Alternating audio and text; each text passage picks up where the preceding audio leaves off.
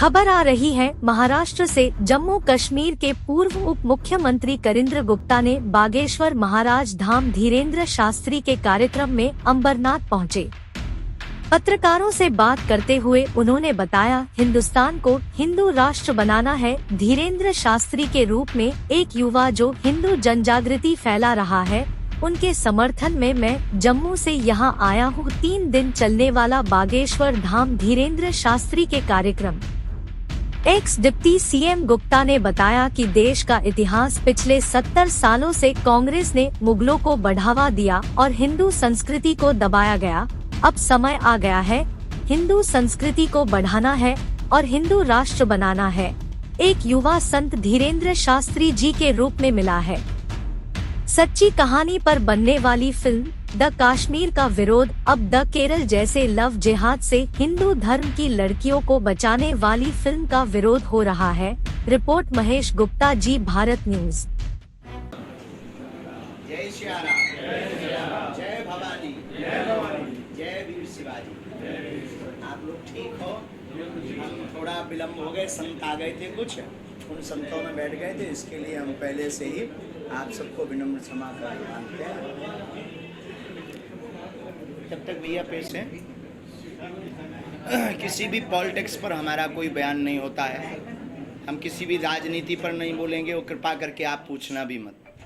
ना तो हम किसी राजनीति पर या राजनीतिक विषय पर हम बिल्कुल भी नहीं बोलते हैं। आप हमारे निजी संबंधी और एवं कथा संबंधी अपने प्रश्नों को, भावों को आप रखिए। हम अपनी पूर्ण कोशिश करेंगे आपके प्रश्नों के जवाब देने की, परंतु राजनीतिक ना पूछना, ना कोई खींचातानी वाला राजनीति का हम पढ़ पाते हैं। बाबा जी, राजनीतिक नहीं है के विरोध या संतों का विरोध, भगवान का विरोध करने का अधिकार, किसी भी भगवान के, किसी भी पंथ के भगवान का विरोध करने का अधिकार ना तो इस पूरी दुनिया में है, ना हो सकता है, ना भारत में किसी भी व्यक्ति को है। अपनी अपनी निजी आस्था है, अपनी निजी आस्था के आधार पर अपने अपने इष्ट के प्रति समर्पित रहना चाहिए। ये हमारा दुर्भाग्य है कि जो हनुमान जी का विरोध अगर कोई कर रहा तो ये देश का और हमारा दुर्भाग्य है जो ऐसे लोग यहाँ हैं। एक फिल्म आई है केरला स्टोरी करके जी, उसमें हिंदू लड़कियों को कैसे फंसाकर उन्हें आईएस के संगठन के पास भेजा गया है। सिर्फ कई केस स्टडीज की बात फिल्म के द्वारा की गई है। आप कैसे देखते हैं कि कैसे जो लव जिहाद का एक मुद्दा बहुत बड़ा देश में है और हमेशा कई पॉलिटिकल पार्टियां उसे उठाती रही हैं, तो आप क्या कहेंगे? देखिए, केरल स्टोरी के जो निर्माता हैं उन्होंने दावा भी किया है कि ये 3 लड़कियों की कहानी सत्य है, और अगर ये यथार्थ पर फिल्म बनी, आई सपोर्ट। और हम यही कहेंगे कि सत्य का उजागर होना ही चाहिए और सच्चाई एक ना एक दिन निकल कर आती ही है। और वर्तमान में प्रत्येक सनातनी हिंदू सत्य को प्रस्तुत कर रहा है। और लव जिहाद के विषय पर हम आपसे यही प्रार्थना करेंगे कि हमारी बहन बेटियों को अब जगना चाहिए। हमने एक बात बोली थी, तेल का कनिस्तर होता है, उसमें हाथ डाल दीजिए, फिर तिल के बोरा में हाथ डालिए। जितने तिल आपके हाथ में छप जाएं, इतनी बार भी कोई दूसरे मजहब या पंथ का व्यक्ति सौगंध खाए, तब भी एक तिल बराबर भरोसा नहीं करना चाहिए। बाबा जी, दुर्भाग्य है, ये हमारे आपके देखते हुए हो रहा है, ये दुर्भाग्य है। बाबा जी, आपका कथा वाचन का कार्यक्रम जो है आयोजन बिहार में भी होने वाला है, जहाँ पे कुछ लोग उसका विरोध कर रहे हैं। जब पहले महाराष्ट्र में भी ऐसा हुआ था, लेकिन वहाँ पे एक सफल आयोजन हुआ। अब बिहार में आप जाने वाले, जैसे जैसे तारीख नजदीक आ गई, वहाँ विरोध बढ़ता जा रहा है। क्या ये सब चलता रहता है? देखिए, ये सब राजनीतिक विषय बनाने की कोशिश की जाती है, लेकिन हम सबके हैं। जो भी हमारे पास आएगा हम सबका स्वागत करेंगे। ना तो हम किसी पार्टी के हैं, ना हम किसी की फिक्स एजेंडे के हैं। हमारे लिए सभी सम्मानीय हैं, और ना हम कोई धांधली फैलाते हैं, और ना हम कोई वैमनस्यता फैलाते हैं।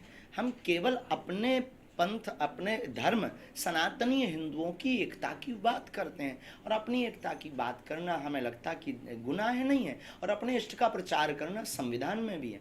अगर कोई विरोध कर रहा, हम भगवान से प्रार्थना करेंगे, भगवान सब पर कृपा करें।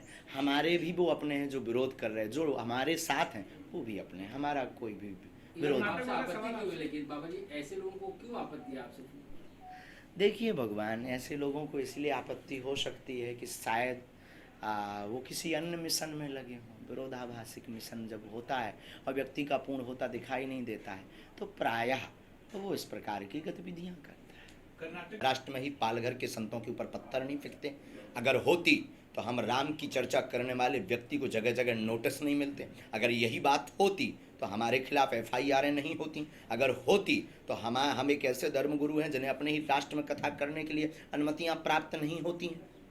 फिर आप ये कैसे कल्पना करेंगे कि ये हिंदू राष्ट्र है घोषित हो जाए तो हमें लगता है राम के ऊपर पत्थर नहीं फेंके जाए। किस तरह का बदलाव होगा जब हिंदू राष्ट्र हो जाएगा आपके हिसाब से? बहुत सुंदर प्रश्न है आपका। हिंदू राष्ट्र के बाद जब हिंदू राष्ट्र की घोषणा होगी तो ये जो जातिवाद की बार बार रोटियां जो बार बार बैकवर्ड और फॉरवर्ड के नाम पर भिड़ाया जाता है और पॉलिटिक्स की जाती है, हिंदू राष्ट्र के बाद ये सब समान हो जाएंगे। हम सब हिंदू हो जाएंगे। सबसे पहले हम हिंदू हैं, हिंदुत्ववाद की बात होगी और इसमें फिर ना कोई बैकवर्ड होगा ना कोई फॉरवर्ड होगा। हिंदू राष्ट्र के बाद में ये जो बार बार पंथ और मजहब की लड़ाई छिड़ जाती है ये नहीं होगी। आप अपने जिनको मानते हो आप मानिए, पर ये राष्ट्र सनातन का राष्ट्र है। हिंदुस्तान ही हिंदू राष्ट्र नहीं होगा। हमारे हिंदू राष्ट्र के बाद तीसरी जो बदलाव बहुत प्यारी आएगी, वो तीसरा बदलाव इतना अद्भुत आएगा कि क्या कहना। तीसरा बदलाव ये आएगा कि जितनी भी अभी वर्तमान में जितने भी चुनाव होते हैं भगवान के नाम पर होते हैं, जब हिंदू राष्ट्र की घोषणा हो जाएगी, हिंदू राष्ट्र घोषित हो जाएगा तो भगवानों के नाम पर चुनाव नहीं होगा, हिंदुओं के नाम पर, मुसलमानों के नाम पर चुनाव नहीं होगा, न हमको देश में लड़ाया जाएगा। बाबा जी जिस तरह से जो इस्लामिक देश है वहाँ पर दूसरे धर्म के लोगों को सरकारी नौकरियां या सरकारी सुविधाएं नहीं मिलती, तो जब हिंदू राष्ट्र हो जाएगा तो क्या यहाँ हमारे में तो मिलेगी। हमारे में तो मानवता के पुजारी हैं, हम किसी पंथ या मजहब के विरोधी नहीं है। हमारे में तो मुसलमानों, आपको हम क्या बताएं, 500 से 600 परिवार मुसलमान हमारे डिवोटी हैं, हमसे जुड़े हैं, अब वो हमको मानते भी हैं। और कल ही कथा में एक यहाँ के जो सच्चे मुसलमान हैं वो कल कथा में आशीर्वाद लेकर गए।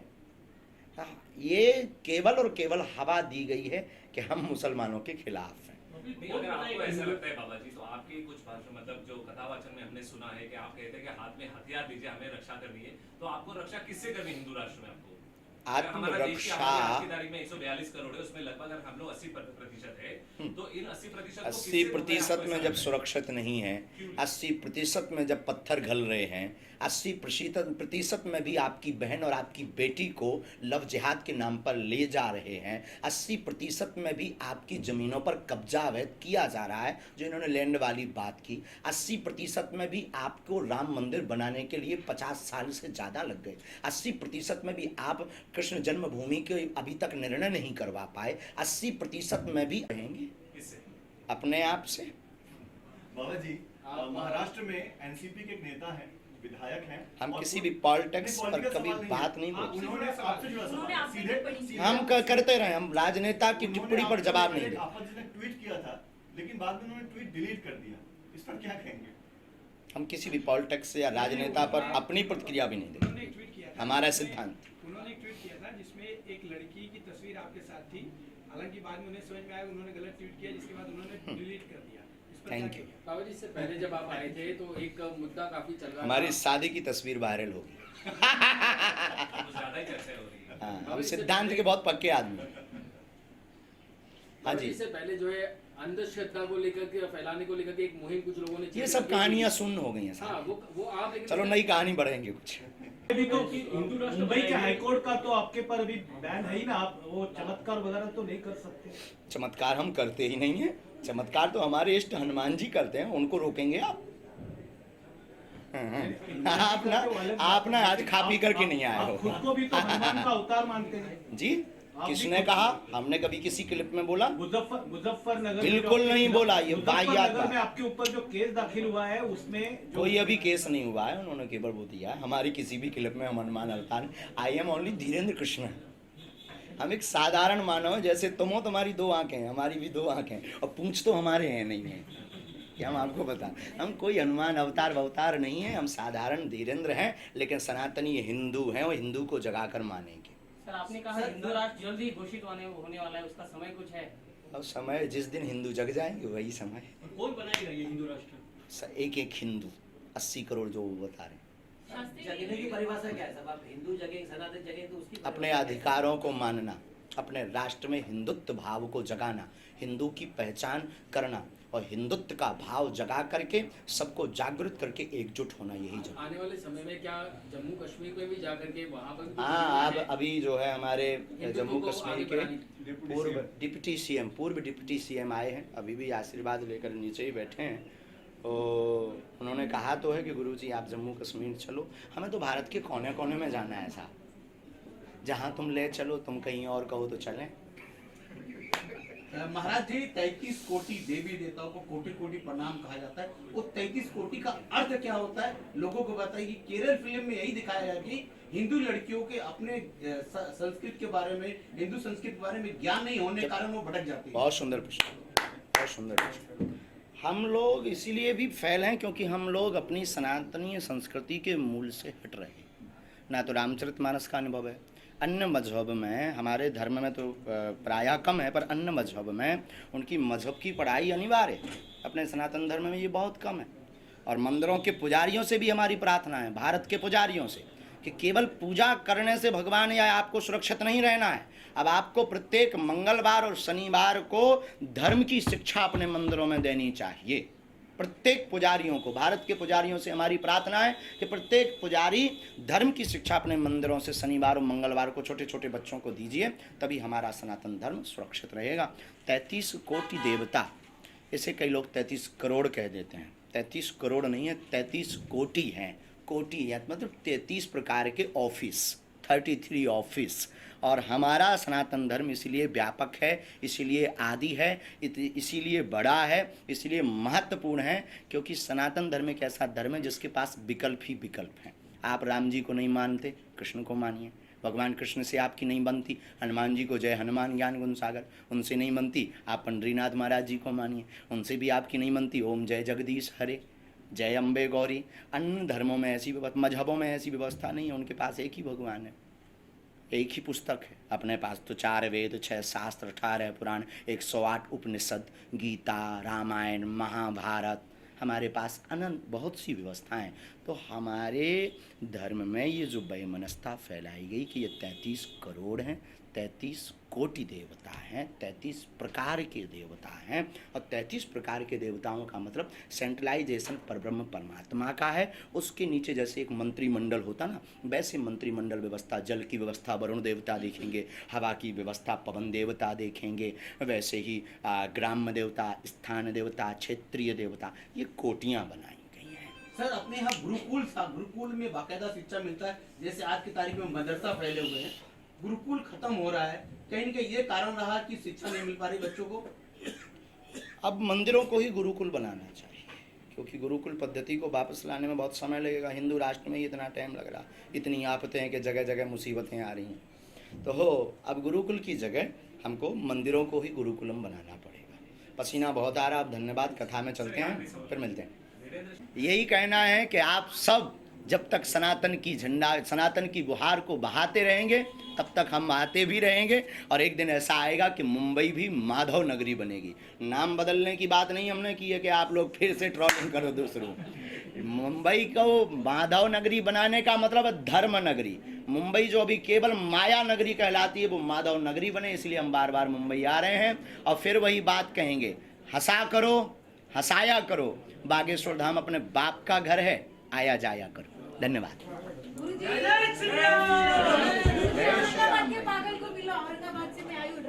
जय हो मैया।